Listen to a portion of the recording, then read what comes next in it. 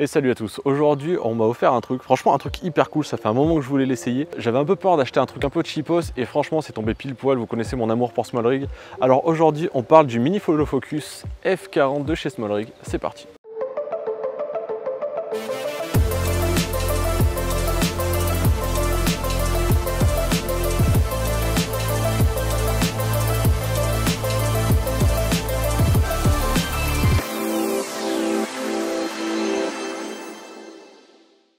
On profite aussi de cette vidéo pour inaugurer le nouveau micro de la marque Rode forcément.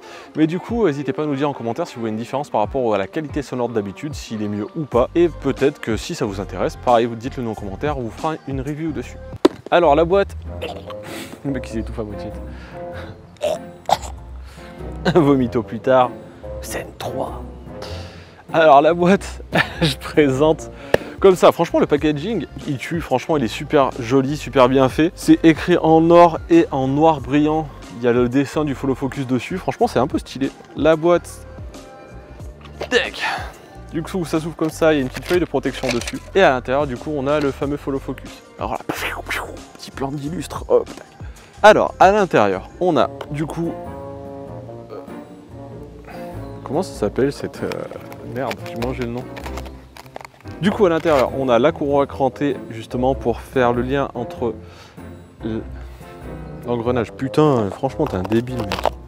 Alors du coup à l'intérieur on a la petite courroie crantée pour faire le lien entre l'engrenage du Follow Focus et la bague soit de zoom soit de focus de votre objectif. J'ai tombé un scratch. Ça scratchera moins quand même. Si c'est pas, il n'y a pas de scratch, ça scratch pas. Ensuite on a le focus, donc avec la roue crantée qui va venir justement faire le lien, ça fait 2 fois lien, de quoi on s'en bat. Du coup avec la fameuse roue crantée ici qu'on va faire tourner en actionnant cette petite roulette ici présent, qui est plutôt stylée. Du coup il y a un petit caoutchouc, ça fait un peu genre t'as un pneu inversé, creusé comme ça pour les doigts, franchement c'est assez agréable, c'est cool. Et ici il y a le petit clamp pour mettre le rod, alors le rod pas le... comme ça, la rod c'est les tubes qu'on vient glisser pour bloquer et pour placer le Follow Focus. Franchement c'est classe, il y a les 2 petits taquets, toujours avec la même technologie qui va permettre, une fois serrés, de les placer où on veut sans avoir besoin de serrer plus fort ou de desserrer. Franchement c'est top, c'est plutôt bien fait, ça a l'air costaud, les plastiques sont solides. Honnêtement quand je l'ai vu la première fois, je disais justement à mon pote qui me l'a offert, avant de l'acheter je lui avais dit ouais les plastiques ça a l'air tout cheap sur une vidéo, et franchement non, ça a l'air plutôt costaud, donc c'est un peu cool. Ensuite on a le fameux petit rod, le petit tube, avec la clé Allen pour venir tout serrer. Et à l'intérieur, alors ça honnêtement je l'ai déjà ouvert, je l'ai déjà monté sur ma cage.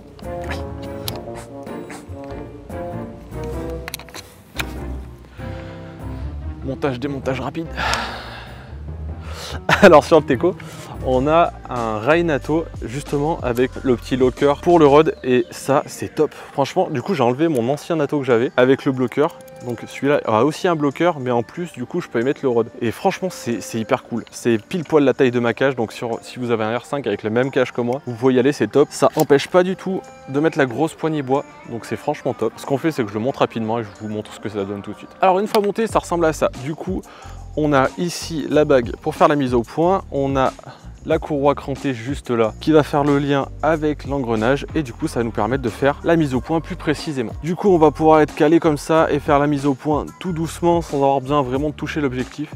C'est vraiment top pour faire vraiment de la mise au point hyper précise. On a donc ici nos 2 petits vis qui va nous permettre de bloquer le maximum et le minimum du focus. Donc là en l'occurrence j'en ai une qui va me servir à bloquer à 30 cm, le minimum de cet objectif, et aller jusqu'à l'infini. Ça évite de faire mouliner pour rien et d'aller chercher trop loin, et donc de ne pas être précis sur son focus. Et après du coup on est au top, on sait que arrivé ici on est à l'infini, et arrivé là ça bloque et on a la distance minimum de mise au point. Voilà, on a à peu près fait le tour de ce qu'il y a dans la boîte, pas grand chose. Le Follow Focus vaut aux alentours de 100 €. Alors selon les sites on peut le trouver aux alentours de 80, dans d'autres il vaut 120 €, faites attention, renseignez-vous, regardez un peu partout avant de l'acheter. Il a l'air franchement pas mal, j'ai hâte de voir ce que ça donne. La bague est hyper souple, il n'y a pas de point dur, en même temps vu que c'est neuf ça serait dommage, mais c'est franchement pas mal. Après je m'en servirai honnêtement pas tout le temps. Le Follow Focus, ce qu'il faut savoir c'est que de plus en plus il est en danger, parce que maintenant on peut faire la mise au point en tapant sur son écran.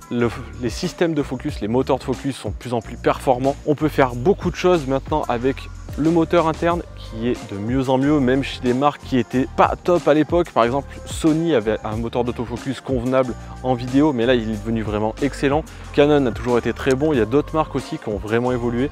Donc c'est vrai que de moins en moins de personnes s'en servent, mais quand on en a besoin, vraiment on est content d'avoir un follow focus, de pouvoir tout faire en manuel, de pouvoir tout faire à la main, et vraiment de maîtriser son focus au maximum et de faire les choses par soi-même sans dépendre d'un moteur. Ça vraiment c'est top. Petit exemple à la con, vous êtes en tournage, votre moteur de focus vous lâche, vous êtes bien content d'avoir cette petite bague dessus. Je suis hyper content, merci à Tom. Alors Tom, j'en ai parlé dans 2000 vidéos, il a la chaîne Infiniment Création et avec lui on fait aussi des vidéos sur Diartpack où on a fait quelques urbex, on a fait des clips de musique, on a fait pas mal de choses ensemble, n'hésitez pas à aller voir. Et en attendant, j'espère que cette vidéo vous a plu et n'hésitez pas à mettre en commentaire ce que vous en pensez, si vous l'avez eu, si vous avez des retours d'expérience comme d'habitude, et je vous dis à la prochaine, ciao.